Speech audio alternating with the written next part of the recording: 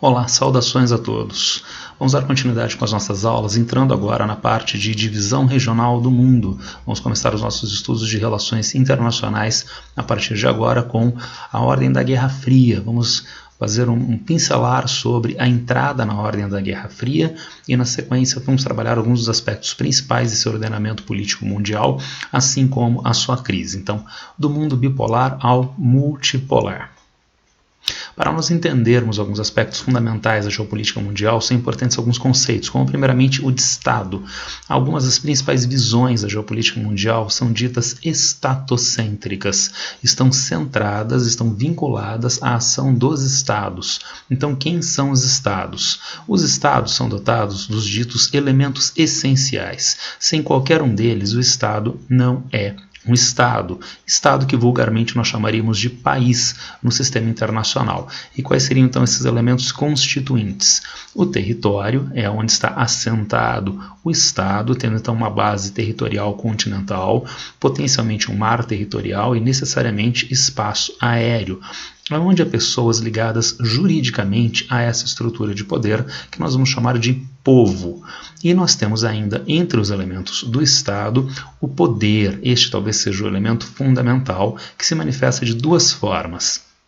De forma doméstica, então, em termos internos, dentro do território nacional, o poder estatal é dito soberano, isto é, não há qualquer poder que possa se colocar acima deste poder estatal, que também é chamado de irresistível. Agora, há outros estados no sistema internacional e, portanto, para que um estado seja desta forma chamado, ele precisa ser reconhecido pelos seus pares estatais no sistema internacional. Daí o dito reconhecimento externo inerente a um estado. O Brasil, por exemplo, tem um território onde há uma população vinculada juridicamente a essa estrutura de poder, onde o Estado brasileiro exerce poder soberano e ele é reconhecido pelos Estados Unidos, pela Rússia, pelo Japão, pelo Paraguai, pela Organização das Nações Unidas, como um país, como um Estado no sistema internacional. Notem, por exemplo, que isto não acontece com todas as regiões que possam demandar essas condições. O Tibete é a área soberana da China. Há quem queira, há quem diga que o Tibete é um país independente, mas não. Quem exerce poder sobre a região do Tibete é a China. E nenhum país do mundo que eu saiba reconhece o Tibete como um país independente. A mesma coisa acontece com a Palestina. A Palestina não é um país independente porque quem exerce força sobre os seus territórios ainda é o governo de Israel em áreas de ocupação militar, como por exemplo na Cisjordânia. E apesar da maior parte dos países do mundo já reconhecerem que a Palestina é um país, mas os mais importantes países do mundo, as mais importantes organizações mundiais não têm este reconhecimento, então não dá para afirmar que haja pleno reconhecimento da Palestina como Estado no sistema internacional, eventualmente, com certeza. Se o poder é tão importante, ele está aqui grifado entre os elementos essenciais do Estado, o que é o poder? Poder, habilidade ou capacidade de levarmos outros a fazer o que, de outra forma, não fariam. Então, se alguém faz algo que não seria feito por ele mesmo, essa pessoa, esta entidade, esta instituição está submetida a um poder. Porque eu abriria mão dos meus recursos, dos meus bens materiais? Ora, porque eu estou na rua, estou sendo assaltado e coagido por um bandido com arma de fogo. Então ele está exercendo poder sobre mim. Em condições usuais, eu não daria os meus pertences a esta pessoa, mas como ele está me coagindo com uma arma de fogo, então eu forneço os meus pertences a ele. Ele exerce poder sobre mim. Mas esse poder seria chamado de ilegítimo, porque ele é mediado pelo uso da força. O poder pode se manifestar legitimamente. Eu posso entregar uma parte dos meus pertences, da minha renda, e sem ser coagido pela força. É o caso, por exemplo, da tributação. Eu abro mão dos meus pertences, eu mesmo faço a declaração de imposto de renda dizendo o quanto eu vou pagar ao Estado brasileiro. O Estado brasileiro não está me coagindo fisicamente. Então, de que maneira está sendo exercido este poder? Avançamos para Max Weber, poder legítimo ou autoridade. Max Weber distingue 3 tipos de autoridade, baseados nos diferentes aspectos em que a obediência pode ser estabelecida: a autoridade tradicional enraizada na história, a autoridade carismática derivada da personalidade e a autoridade racional legal com base num conjunto de regras impessoais, como se estrutura os estados democráticos modernos do mundo ocidental, segundo uma lógica tipicamente burocrática de organização do poder, onde se encontra, por exemplo, a tributação que eu citei no exemplo anterior. Essas formas legítimas de exercício do poder lembram a noção marxiana, gramsciana de hegemonia, que pode ser entendida na relação entre estados ou, de uma forma mais específica, nas relações na sociedade. O que seria então hegemonia? Ascendência ou domínio de um elemento do sistema sobre outros. Um estado hegemônico é um estado dominante em termos econômicos e militares que usa seu poder sem igual para criar e pôr em prática regras que têm por objetivo a preservação da ordem mundial e das suas posições nessa mesma ordem. Então trata-se de um estado que exerce poder, que tem mais poder do que os outros e pode regular outros estados, pode regular outros territórios. Mas temos uma especificidade no que diz respeito à hegemonia. Vejamos.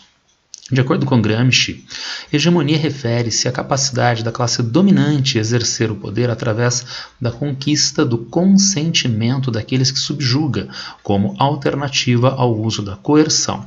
Como uma forma de domínio não coercitiva, a hegemonia é tipicamente entendida como um processo cultural ou ideológico que opera através da disseminação de valores e crenças burguesas na sociedade. Então trata-se de um exercício de poder que lembra o exercício de poder legítimo. Em Gramsci, esse poder não seria dito legítimo, porque apesar do consentimento, isso está mascarado pelas relações ideológicas, por contradições intrínsecas à sociedade. Visto esses conceitos importantes, vamos ainda avançar por mais alguns, trabalhando especificamente as relações internacionais agora. Ordem mundial, distribuição espacial e temporal do poder de forma hierarquizada. O Estado é o ente fundamental, com caráter dinâmico. Vimos então que o Estado tem poder sobre o seu território e esse poder é veiculado internacionalmente. O equilíbrio de forças, a distribuição do poder entre os diferentes Estados em um determinado momento histórico é o que nós chamaríamos de ordem mundial. A ordem mundial não é estática, apesar do termo ordem, mas ela é dinâmica, a ponto de ela ter então contradições internas que gera a sua extinção e o estabelecimento de um novo ordenamento. Por ordenamento, talvez a gente pudesse entender mais facilmente explicação do poder mundial, como nós entendemos essa distribuição de poder mundial, é o que seria a dita ordem mundial.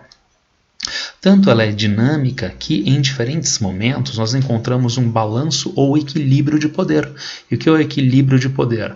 Traduz uma condição de equilíbrio geral, de tal modo que nenhum Estado tenha capacidade para dominar todos os outros, evitando uma situação de hegemonia, a palavrinha do slide anterior, ou predominância global. Então não há, em diferentes ordens mundiais, um Estado que consiga se impor, ter hegemonia frente aos demais. Então as potências estabelecem um equilíbrio de forças entre elas.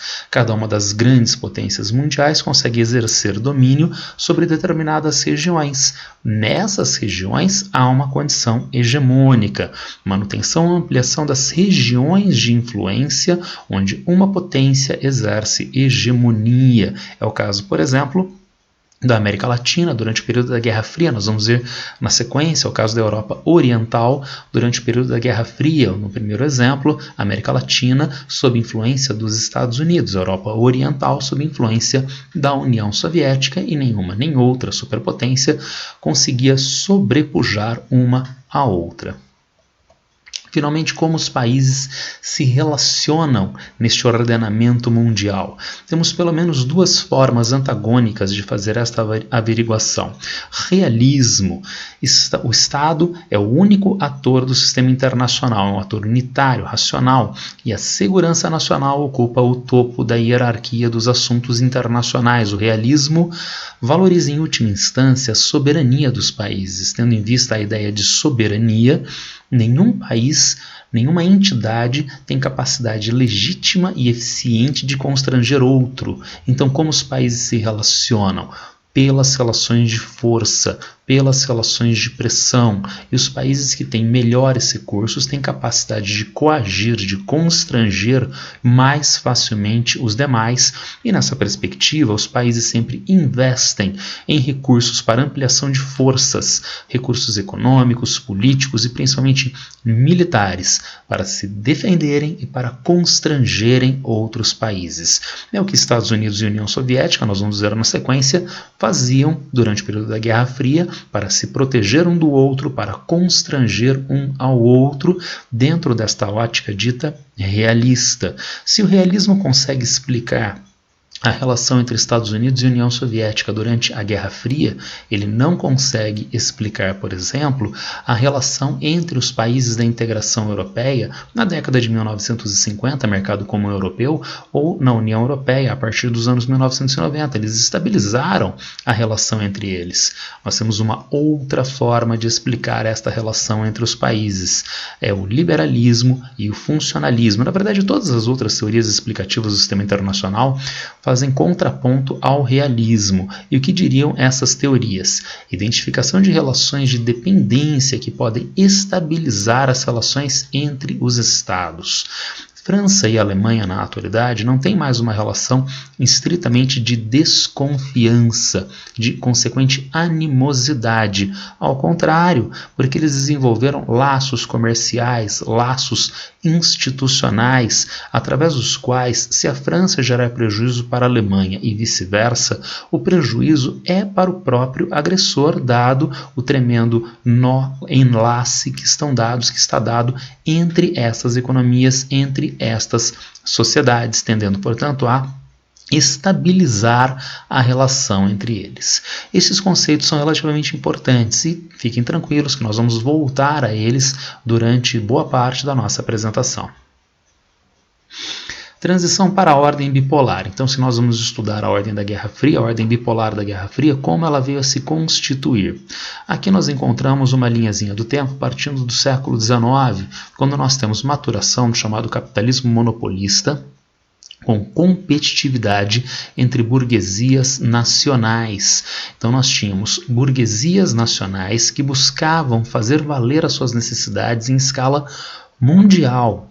Então o mundo era aonde a burguesia britânica queria se instalar, o mundo inteiro, assim como a burguesia francesa, assim como a burguesia da Alemanha, da Itália, países inclusive de unificação mais tardia.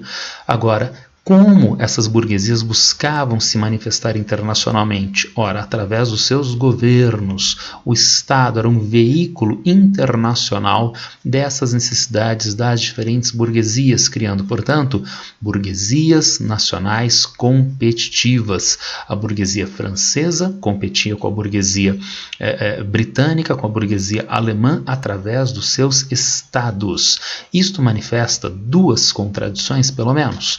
Primeiro, o capitalismo, já maduro no final do século XIX, gera tremenda concentração de renda nas sociedades, criando então um padrão de estresse político dentro de cada país.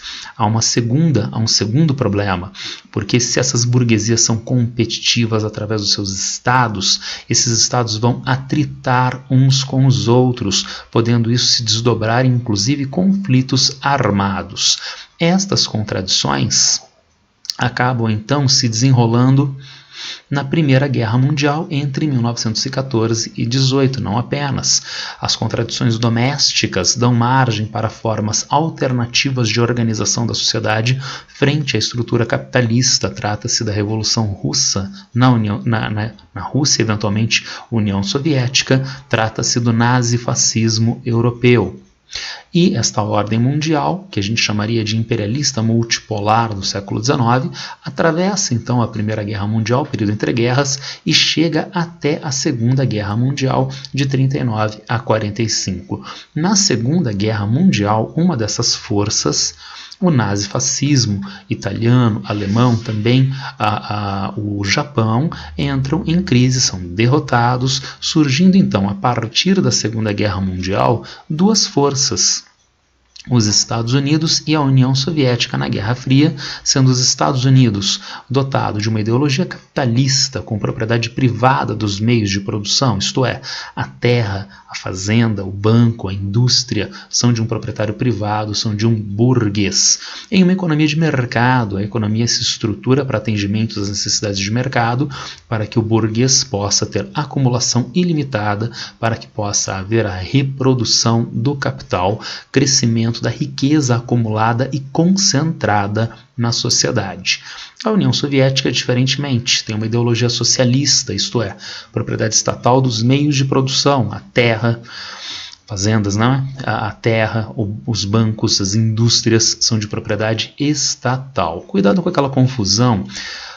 Os meios de produção são de posse estatal, bens de consumo são privados, certo? Então trata-se da sua própria camisa, trata-se dos seus utensílios domésticos, que são propriedade privada, mesmo em regime socialista. Os meios de produção é que são públicos estatais, público-estatais. Se o Estado é dono dos meios de produção, propriedade estatal dos meios de produção, então nós chamamos essa economia de planificada, porque na economia capitalista, o burguês é que organiza a sua atividade produtiva. Toda a atividade produtiva no socialismo está nas mãos do Estado. Então, o Estado centralmente organiza, planeja toda a atividade econômica, e daí nós denominarmos isto de economia planificada, se desenvolve com planos estatais de desenvolvimento, ou centralmente planejada, isto é, uma economia que é planejada desde um órgão central, desde o governo do país. Se há então dois polos de poder,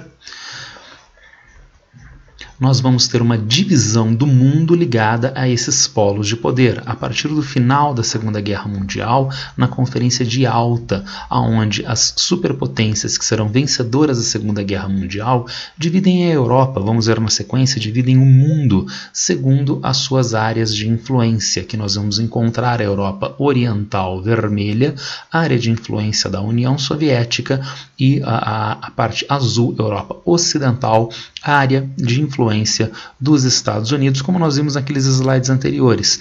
São áreas dotadas de países independentes, mas países que estão com as suas condições políticas, econômicas, com a organização do seu território vinculada a uma potência hegemônica sobre esta região, no caso a área vermelhinha, a União Soviética, a Europa Oriental, a área azulzinha, os Estados Unidos, na Europa Ocidental. Além da Conferência de Yalta, a Conferência de Potsdam, divisão da Alemanha e sua antiga capital Berlim, antiga capital durante o período de Guerra Fria. Hoje Berlim novamente é capital da Alemanha unificada, mas, segundo o nosso mapa da apostila, nós temos então a divisão da Alemanha em 4 áreas de ocupação, de ordenamento das potências vencedoras da Segunda Guerra Mundial, na União Soviética, nesta regiãozinha, os Estados Unidos, a França e o Reino Unido nestas áreas verdinhas. A capital da antiga Alemanha nazista estaria na área de controle da União Soviética e foi dividida também em 4 áreas. Estas regiões de ocupação vão se transformar em 2 países: a República Federal da Alemanha, a RFA, Alemanha Ocidental, a Alemanha capitalista, área de influência ocidental americana, enquanto a RDA, República Democrática da Alemanha, socialista, área de influência da União Soviética. Berlim, a antiga capital nazista, como eu falei, está dentro da RDA e vai ser a capital da República Democrática da Alemanha. A capital da República Federal da Alemanha seria a cidade de Bonn. Só que a metade ocidental de Berlim, está marcado aqui no nosso último mapa, é a área de soberania da Alemanha Ocidental. A partir da década de 1960, em 1961, e por ordem da União Soviética, foi construído uma série de infraestruturas de separação entre a Berlim Oriental, comunista, e a Berlim Ocidental, capitalista, que vulgarmente passou a ser denominado de Muro de Berlim. Mas por que o Muro de Berlim? O Muro de Berlim manifesta uma estrutura política, opressiva, eu diria, que afronta condições básicas de existência das pessoas, limitando o trânsito entre duas partes de uma mesma cidade e separando, consequentemente, famílias, separando consequentemente pessoas amigas nessas duas partes da cidade, sendo que o trânsito da Berlim Oriental para a Berlim Ocidental, sem a autorização do governo da Alemanha Oriental, poderia ser punido com a detenção, poderia ser punido com a morte.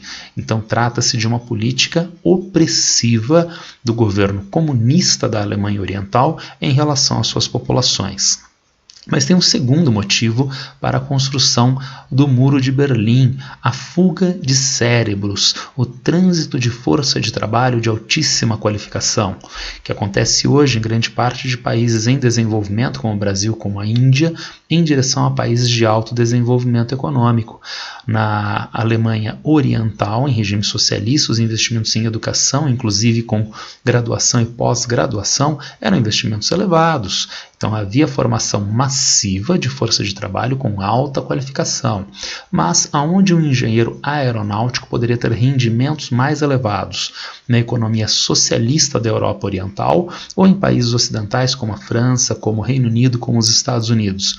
É claro que no mundo ocidental capitalista. E, portanto, depois de ele se formar no bloco socialista com extrema qualificação profissional, este engenheiro poderia desenvolver atividades no bloco concorrente, no bloco ocidental capitalista. Notem que há dois problemas. O custo, o tempo de formação dessa força de trabalho são muito elevados. Segundo problema, acontece de esta força de trabalho que se formou no bloco socialista vai desenvolver tecnologia para o bloco concorrente. Como evitar isto? Entre outros, através do Muro de Berlim, a força detendo este fluxo migratório. Antes que alguém me acuse de passar pano no socialismo, lembrem-se que isto é uma explicação a mais de fundo racional para a construção do Muro de Berlim, para que nós não venhamos a trabalhar isto como uma mera maldade sem sentido. É uma maldade e tem uma explicação, entre outras, que é essa de deter a imigração de força de trabalho de alta qualificação para o mundo ocidental. Explicação não é justificação. Nada justifica esse controle opressivo sobre as populações, sobre o trânsito dessas populações. Se nós entendemos isto, há então uma divisão do mundo entre áreas de influência das duas superpotências. É a teoria dos chamados três mundos. Se há uma superpotência, os Estados Unidos, há países que estão na esfera de influência dos Estados Unidos, o Canadá, por exemplo, os países da Europa Ocidental, Japão, Austrália, Nova Zelândia. Há uma outra superpotência, a União Soviética. Há os países vermelhinhos na Europa Oriental, em partes da Ásia, da África. Cuba, por exemplo, aqui na América Central, área de influência da União Soviética. Se há duas superpotências, pode existir ainda mais um terceiro mundo. Que terceiro mundo é este? A partir da Conferência de Bandung, os países que eram colônias europeias na África e na Ásia se organizam buscando a criação de uma terceira força no cenário internacional mundial, uma força que sugere uma nova organização política e econômica mundial. Ao invés de um eixo oeste-leste, dividindo o mundo em áreas capitalistas ocidentais, socialistas orientais, uma divisão norte-sul, com um norte independente de capitalista ou socialista que historicamente explora o sul subdesenvolvido e que por isto não vai se alinhar nem a uma nem a outra superpotência, formando o grupo de países não alinhados, países subdesenvolvidos de terceiro mundo. Apesar desta iniciativa da Conferência de Bandung na década de 1950, esse terceiro mundismo sempre teve uma baixa capacidade de atuação, tendo em vista esses países serem pobres do ponto de vista econômico, serem fracos do ponto de vista político e, portanto, sujeitos à cooptação por uma ou outra superpotência mundial. Então, 3 mundos e, na prática, 2 polos de poder. Eventos econômicos, principais eventos de influência econômica. A partir do final da Segunda Guerra Mundial e com o estabelecimento da ordem da Guerra Fria, cada uma das superpotências busca então manter a sua influência na sua esfera, na sua região de influência. É o caso da Europa Ocidental para os Estados Unidos. A Europa Ocidental está devastada depois da Segunda Guerra Mundial e, portanto, tem uma economia capitalista que não se adequa às necessidades da sociedade, e isso já gera um primeiro problema grave, o primeiro problema de a economia capitalista, sem atender às necessidades da população, se deslegitimar junto às pessoas, podendo essas sociedades transitar para um outro sistema político-econômico, para o socialismo. Mas há um segundo problema. A economia americana, com um nível de produção muito elevado depois da Segunda Guerra, durante a Segunda Guerra Mundial, precisa manter essa estrutura produtiva, precisa ganhar novas áreas de investimentos depois da Segunda Guerra Mundial. Aonde vão ser estas áreas? Ora, o processo de reconstrução da Europa Ocidental. Daí o Plano Marshall, daí o plano de auxílio econômico dos Estados Unidos para a reconstrução da guerra, tornando, portanto, a Europa Ocidental uma área privilegiada de investimentos dos Estados Unidos, tornando a Europa Ocidental uma área privilegiada de desova das exportações dos Estados Unidos. Gente, durante a Guerra Fria há um razoável espelhamento na geopolítica entre os países. O que um bloco faz, o outro bloco também faz em resposta, guardadas, claro, peculiaridades de bloco a bloco. Se os Estados Unidos fizeram o Plano Marshall, a União Soviética responde um pouquinho depois, 1947 1949, com Comecon, Conselho Econômico de Assistência Mútua. É a resposta soviética ao Plano Marshall, mas vai além de um mero plano de reconstrução da Europa Oriental. Através do Comecon, outras 2 funções são desenvolvidas. Primeiro, a ideia de ampliação da circulação de mercadorias, serviços e investimentos entre os países socialistas, tendo em vista a Guerra Fria e a perda de mercado destes países dentro do bloco capitalista. Quando eu digo perda de mercado, por favor, isso não significa que não havia trânsito comercial entre os blocos. Claro que existia, mas esse trânsito é minorado, é diminuído, tendo em vista as tensões políticas internacionais. Os países socialistas, então, compensam parcialmente esta perda de mercado internacional, aumentando o comércio e os investimentos entre eles próprios.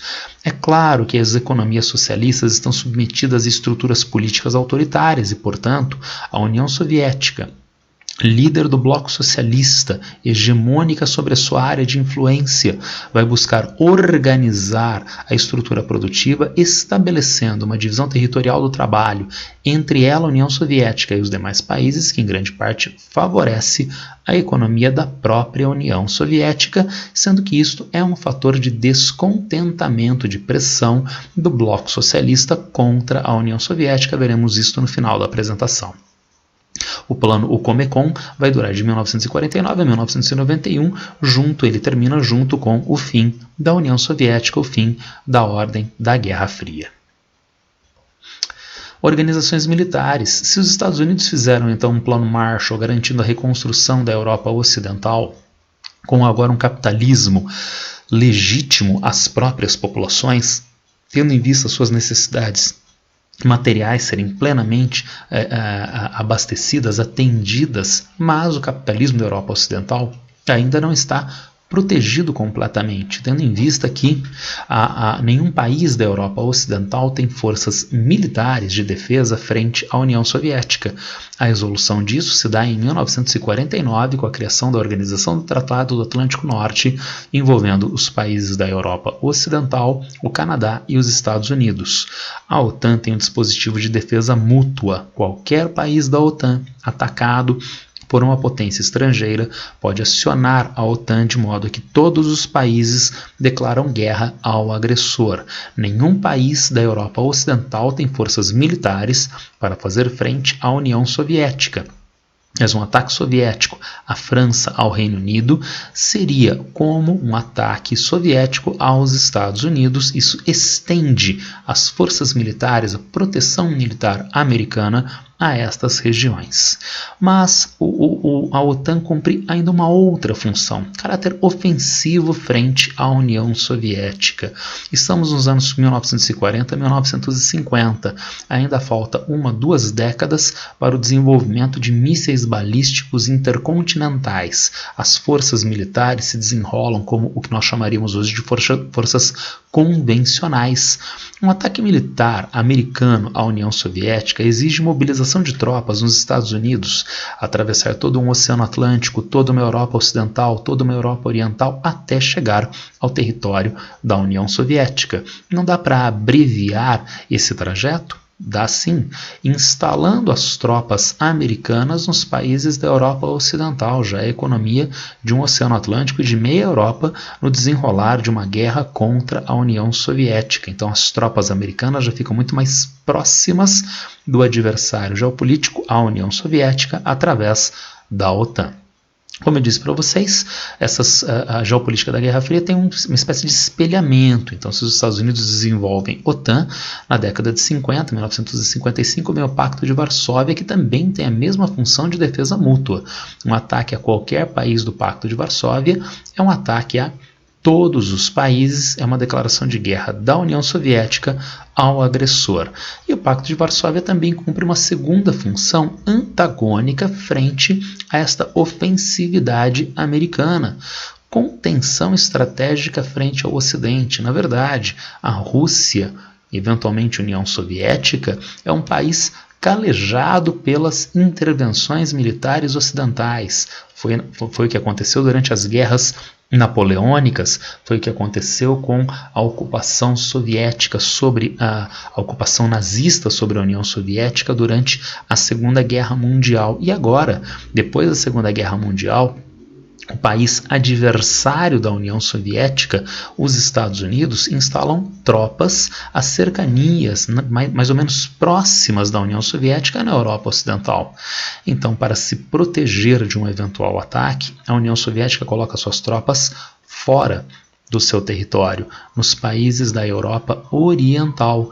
Um ataque americano à União Soviética tem que passar antes pelas tropas soviéticas instaladas na Europa Oriental, melhorando as condições de defesa da União Soviética. Corrida armamentista e corrida espacial. Durante a Guerra Fria, nós temos o evento da corrida armamentista, o desenvolvimento massivo de armas de destruição em massa pelas duas superpotências Estados Unidos e União Soviética, um processo que foi começado ainda no finalzinho da Segunda Guerra Mundial, com o Projeto Manhattan, com a detonação das 2 bombas atômicas sobre o território japonês em Hiroshima e Nagasaki. Até os anos 1950, as 2 superpotências da Guerra Fria já tinham as suas bombas atômica e de hidrogênio. E qual das superpotências teria um poder militar, mais armas, um diferencial de armas nucleares frente à outra? A resposta prática é nenhuma, dentro do que nós chamaríamos de equilíbrio do terror ou garantia de destruição mútua. Eu sou uma superpotência, não importa qual, Estados Unidos ou União Soviética, e eu me pergunto, se eu lançar todos os meus artefatos nucleares contra a superpotência rival, será que eu vou destruir essa superpotência? A resposta é sim. Com certeza, não há chance de erro. Um ataque nuclear total de uma superpotência a outra destruiria a superpotência que foi atacada. Mas tem um desdobramento.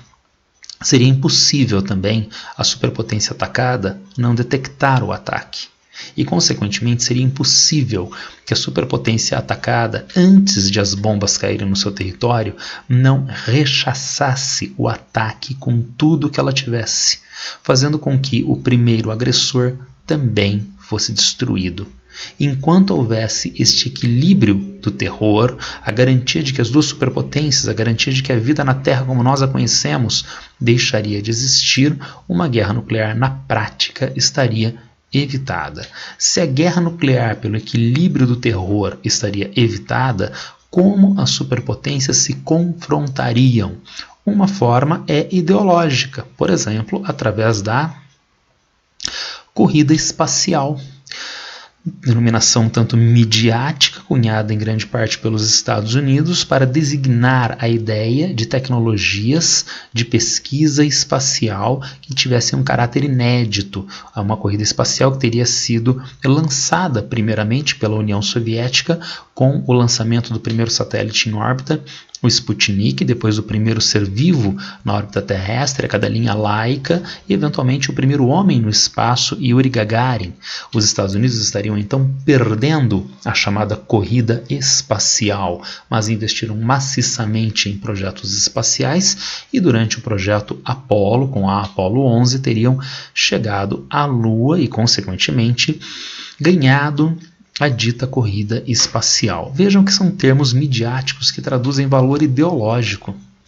Então é a ideia de uma superpotência se dizer vencedora, superior à outra pelas suas tecnologias de pesquisa espacial. Os Estados Unidos dizem ter ganho a dita corrida espacial por terem sido os primeiros a chegar com o homem à Lua. Mas é interessante, porque se nós pensarmos em quem lançou o primeiro satélite em órbita, a União Soviética, o primeiro animal no espaço, a União Soviética, o primeiro homem no espaço, a União Soviética. O país que primeiro mandou naves que fizeram o contorno da Lua e fotografaram o lado que a Lua mantém oculto da Terra o tempo todo foi a União Soviética. Mas o primeiro país que aterrissou uma nave na Lua foi a União Soviética, naves não tripuladas. Mas, finalmente, o primeiro país que mandou um homem à Lua foi os Estados Unidos, então eles disseram que ganharam a corrida espacial. Mas o primeiro país que lançou uma nave que aterrissou em um outro sistema fora o sistema Terra-Lua foi a União Soviética, naves Venera, que aterrissaram no planeta Vênus na década de 1970. E o primeiro país que lançou uma estação espacial permanente foi a União Soviética, Mir. Então, para a União Soviética, para a Rússia, quem ganhou a corrida espacial foi a Rússia, não os Estados Unidos. Para os Estados Unidos, que chegaram primeiro com o homem à Lua, foi os Estados Unidos. Além desse valor claramente ideológico, há um valor prático imediato. Que vejam, os mísseis balísticos intercontinentais que eu citei há pouco são mísseis que são lançados de um ponto do globo terrestre, saem da atmosfera terrestre, reentram na atmosfera e lançam inúmeras ogivas com sistema próprio de direcionamento, com capacidade de destruição massiva. Agora, essas tecnologias de mísseis balísticos intercontinentais foram desenvolvidas durante a dita corrida espacial. É a mesma tecnologia de lançamento de artefatos no espaço, daí o desenvolvimento tecnológico que abastece a corrida armamentista e não deixa de haver um valor ideológico inerente, um campo privilegiado de combate entre as superpotências, o campo da ideologia, o campo da propaganda, características, ideologia e propaganda. Na União Soviética, controle político sobre a imprensa e sobre as artes, fazendo com que a produção de notícias, aqui está a capa do jornal Pravda, quando do lançamento do Sputnik, fosse uma espécie de, não exatamente cobertura jornalística, mas de propaganda política da União Soviética, neste meio de imprensa, o Pravda, monopolista e de propriedade do governo, propriedade estatal soviética. Além da imprensa, como propaganda político-ideológica, havia as artes. Aqui nós temos um quadro do chamado realismo socialista. Então vejam vocês, aparece um trabalhador, né? Um trabalhador que então é pobre. É pobre, mas parece ter uma vida digna, porque ele não está maltrapilho, o trabalhador não está doente, não está magro, né? Com fome, muito pelo contrário, ele está saudável. Eu errei o gênero, na verdade, trabalhadora, porque isso traduziria a ideia de igualdade de gênero, de superação dos preconceitos na sociedade socialista em oposição ao bloco capitalista, onde haveria ainda diferentes formas de exploração do homem pelo homem. Será que tudo isso que eu falei é o que de fato acontecia na União Soviética? É claro que não, mas tudo isso é veiculado através de uma propaganda, através de um quadro como esse do dito realismo socialista. Isso é relativamente fácil de ser feito por um país que tem um regime autoritário, como é o caso da União Soviética, controlando os meios de imprensa, como o jornal Pravda, controlando a produção artística, como é o caso do realismo socialista. Mas será que no bloco capitalista haveria algo parecido? Sim, obviamente que sim. Aqui nós encontramos um quadro do filme Rocky 4, Rocky o Lutador, o migrante, né, o descendente de imigrantes italianos, Rocky Balboa, pobre, humilde americano que teria virado, segundo o enredo da franquia, né, campeão mundial de boxe peso pesado, e no episódio número 4, no quarto filme da série, ele é desafiado pelo gigante malvado Ivan Drago, pugilista soviético, e ele vai à União Soviética vencer o pugilista malvado socialista. Então tem todo um quadro de propaganda. Vejam que aqueles pugilistas lutam, um com a calção bandeira da União Soviética e outro com calção bandeira dos Estados Unidos. Será que Charlie Chaplin também fazia propaganda pró-Estados Unidos? Não. Charlie Chaplin, ao contrário, tinha uma filmografia de alta criticidade, inclusive em relação à própria sociedade americana, e por causa disso, por causa de filmes como O Imigrante, acabou sendo objeto de perseguições políticas dentro dos Estados Unidos, perseguições ditas macartistas, com eventual autoexílio de Chaplin na Suíça para fugir destas perseguições à sua arte, perseguições à sua criticidade.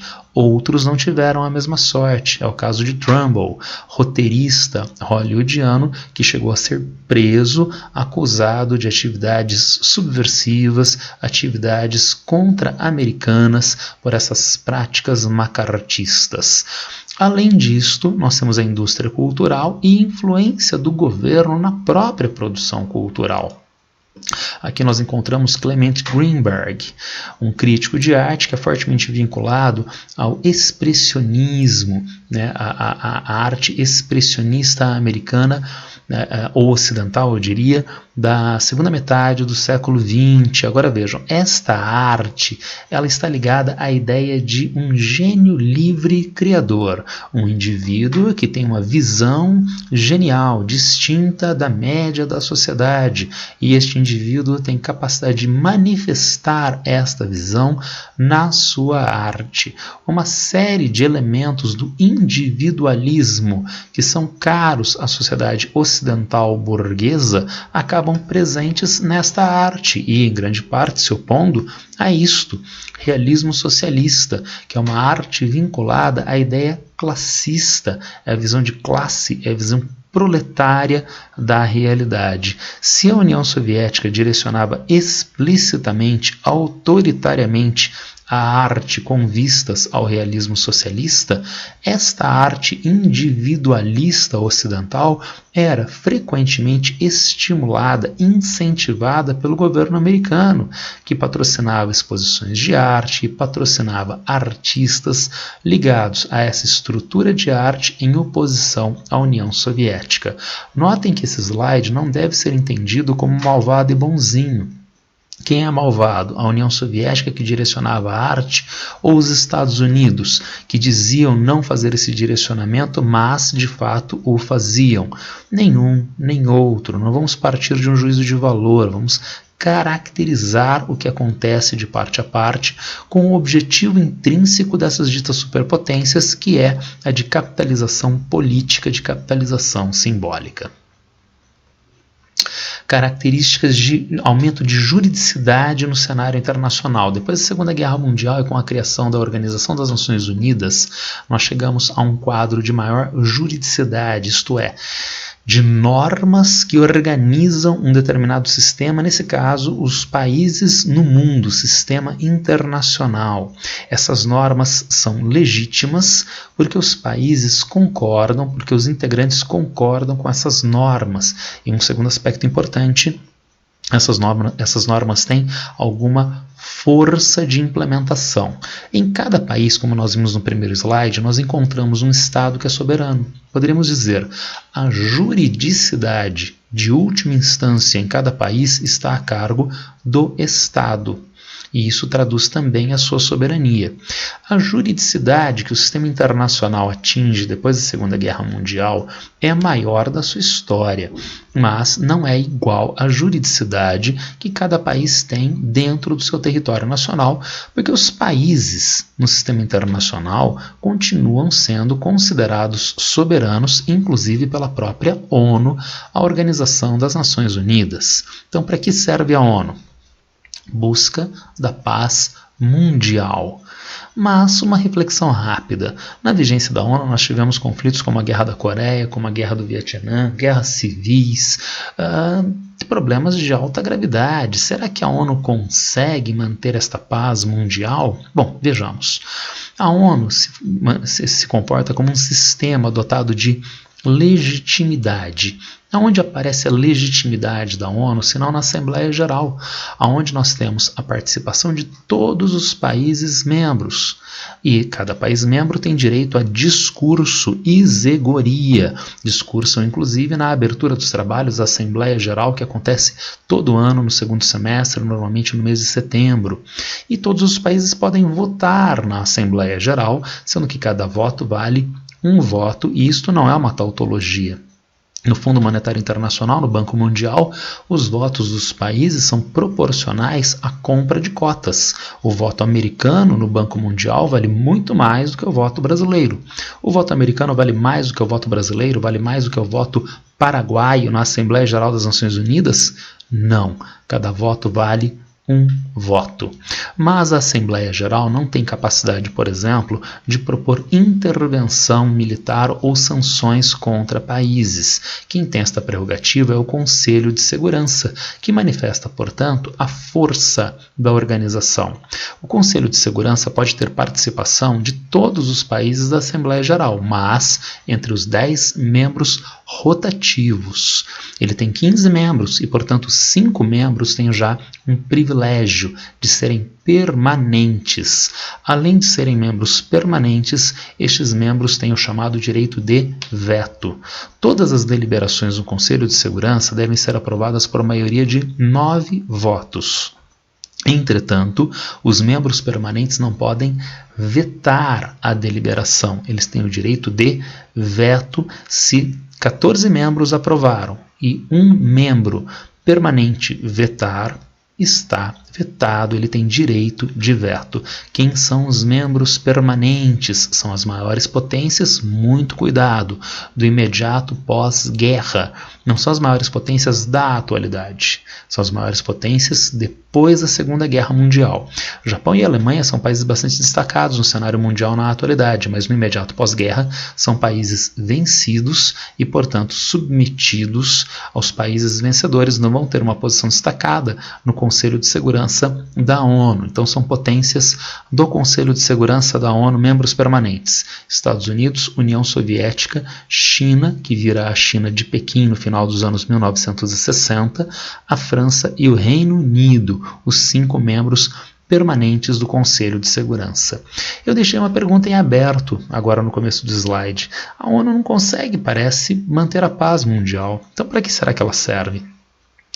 ela não é apta a manter a paz mundial, mas segundo a hipótese de Ryan, que está melhor explicada no vídeo de aprofundamento, nós temos a ONU como um instrumento para a manutenção da ordem mundial.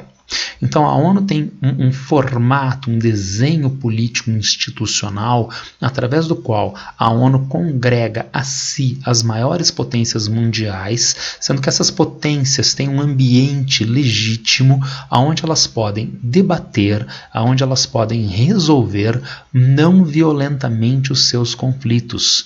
Desta forma, a ONU cumpre a função não necessariamente de evitar toda e qualquer guerra no mundo. Ela até busca isto, mas isso é muito difícil de ser efetivado. Agora, um aspecto fundamental é evitar conflitos de grandes proporções entre as maiores potências mundiais, o que levaria à extinção da ordem mundial que estaria dada.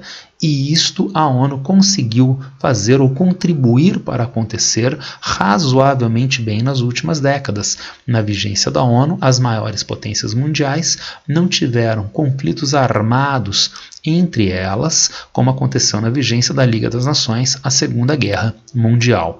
Uma manifestação disso é o TNP, o Tratado de Não Proliferação, que acaba liberando na prática armas nucleares para os 5 membros permanentes do Conselho de Segurança da ONU e tenta evitar que outros países se tornem detentores de armas nucleares, o que causaria desequilíbrio neste ordenamento mundial.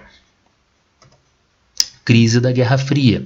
O cenário de Guerra Fria, como eu estou caracterizando para vocês, vai entrar em crise na década de 1980, levando então à extinção deste ordenamento mundial. Década de 1980, crise soviética. Por que a União Soviética teria entrado em crise? Abordagem tradicional. Burocratização que leva à redução das atividades econômicas. Eu disse para vocês que o socialismo tem estatização dos meios de produção e, portanto, os meios de produção são controlados por um órgão central.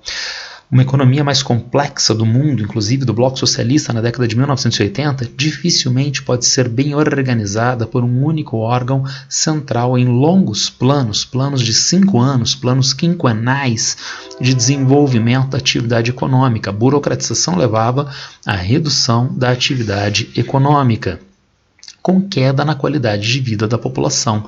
Mas, para piorar a situação, a queda não estava dada da mesma forma para todos. Então, uma elite privilegiada, a chamada nomenclatura, altos escalões militares, altos cargos do governo, mantinham benefícios materiais, enquanto a população supostamente, palavrinha mágica, supostamente, tinha precarização da qualidade de vida. Isto aumentou a pressão da sociedade sobre a estrutura de poder, que reagiu na década de 1980, governo Gorbachev na União Soviética, com as reformas da perestroika, da glasnost. A perestroika, a reestruturação econômica, atacando essa burocratização, e a glasnost com a abertura política, flexibilizando as relações Estado-sociedade. Essas medidas, entretanto, não funcionaram, aceleraram a degradação econômica da União Soviética, terminando com o fim da União Soviética. Se vocês entenderam este slide, eu passei ele um tanto rapidamente, por quê? Porque esta é uma abordagem tradicional, está marcado aqui, gente, abordagem tradicional. Isso aqui foi elaborado, grosso modo, no final da União Soviética, uma forma imediata de explicação do fim da União Soviética. Nós sabemos que as coisas no cenário histórico demandam distanciamento para que nós possamos ter o melhor entendimento. E, portanto, me permitam vulgarizar, furos nesta abordagem. Furos quanto, por exemplo, a queda da qualidade de vida com relação à permanência dos privilégios. Queda da qualidade de vida, é conhecida a arquitetura, são conhecidas as obras de arte no metrô de Moscou. Metrô com um padrão arquitetônico de uma beleza sem igual. Estações do metrô dotados de obras de arte. E uma população que tem queda de qualidade de vida. Vejam essa tabela que mostra a Rússia czarista e a Espanha na década de 1870, taxa de alfabetização e média de escolaridade estimada de 15 a 64 anos. Então nós tínhamos 15% de alfabetizados até 15 anos na Rússia de 1870, o dobro. Na Espanha, 0,15 ano de escolarização para a Rússia czarista, 1,58 nesta faixa de idade para a Espanha. Avançamos para 1990, a Espanha é um país desenvolvido, 96,49% de população alfabetizada. Na Rússia, República Socialista Federal Soviética da Rússia, a República Russa durante a União Soviética, tínhamos 97,99, mais do que na Espanha. Queda da qualidade de vida. 7,51 anos de escolarização média de 15 a 64 anos de idade, né, na Espanha. 10,21 na Rússia, né, na Rússia Soviética. Queda da qualidade de vida. Mas também concentração de renda. Bom, vejamos. Antes da União Soviética, os 10% mais ricos tinham, né, mais de 40%, quase 50% da renda nacional. Com o advento da União Soviética, esse percentual pequeno da população diminuiu significativamente renda. E os demais estratos subiram. Os 40% intermediários subiram. Os 50% mais pobres subiram, e apesar de uma queda até meados do século XX, depois voltaram a ter ganhos até praticamente o final da União Soviética. Então, será que existia uma razoável distribuição de renda na União Soviética? Sem dúvida alguma, reforçado por esse último gráfico, 1% mais rico, que depois do advento da União Soviética, com a Revolução Russa, caiu no percentual de renda para menos de 5% da renda nacional, aonde se manteve. Veja que, a partir da glasnost, da perestroika, tem um certo aumento da concentração da renda, não é? Mas depois sim, um aumento tão significativo, beirando 30%, que é o que a gente tem no Brasil hoje. O 1% mais rico do Brasil tem 30% da renda nacional aproximadamente, tá certo? Então, será que dá para nós validarmos estas duas ideias tão tranquilamente? Não. Agora, se a qualidade de vida não é tão ruim, se a concentração de renda não é tão elevada, pior ainda é pressão da sociedade. A União Soviética era um país autoritário até o seu final. Em 1989, supostamente os estudantes foram fazer protesto na Praça da Paz Celestial em Pequim e foram massacrados pelo governo da China. Então, se o país é autoritário, pense duas vezes antes de fazer protestos. Não, mas eu não aguento mais essas mesmas obras de arte na estação do metrô. Realmente parece que está estranha essa explicação, não é? E principalmente agora que é o final. Por que será que a perestroika e a glasnost não deram certo? Vamos a uma outra explicação? Nova abordagem. Há sim burocratização que leva à redução da atividade econômica, certo? Entretanto, o país era dotado de baixa desigualdade de renda, como nós vimos no slide anterior, como nós vimos através dos gráficos. É bom ter baixa desigualdade de renda? Eu acho que é bom. O trabalhador chão de fábrica talvez ache que seja bom, mas e o trabalhador elitizado, de altíssima qualificação, ele acha que é bom? Não. Ele quer se apropriar de uma renda maior, e esse trabalhador altamente qualificado é que faz parte da chamada nomenclatura. Então a nomenclatura passou a pressionar para ter um acesso maior à renda nacional. E esta pressão da nomenclatura acabou se desdobrando na perestroika e na glasnost. Vejam, no slide anterior é pressão da sociedade civil. A sociedade civil não pressiona em país autoritário. A nomenclatura, sim, ela é o próprio Estado, elas são os grupos elitistas da sociedade e têm, portanto, capacidade de pressão sobre a estrutura de poder. A pressão desta nomenclatura é que vai criar a flexibilização econômica da perestroika, dando margem para esta nomenclatura se apropriar mais da riqueza nacional, como nós vimos no último slide.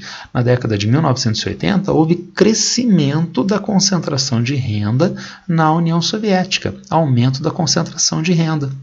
Se a renda vai mais para a nomenclatura, pode haver direcionamento da renda significativamente para novos investimentos? Não.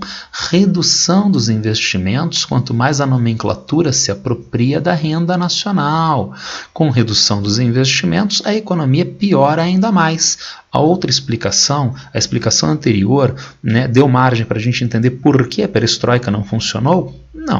Não funcionou e a União Soviética deixou de existir. Agora nós entendemos. Enquanto as pessoas elitizadas tomam para si a renda, não sobram recursos para investimento na própria sociedade, piorando as condições econômicas cada vez mais, que culminam aí sim com o fim da União Soviética. Antes que alguém pense, bem feito nomenclatura, foi tão egoísta que, veja, acabou com a União Soviética, agora pague a pena.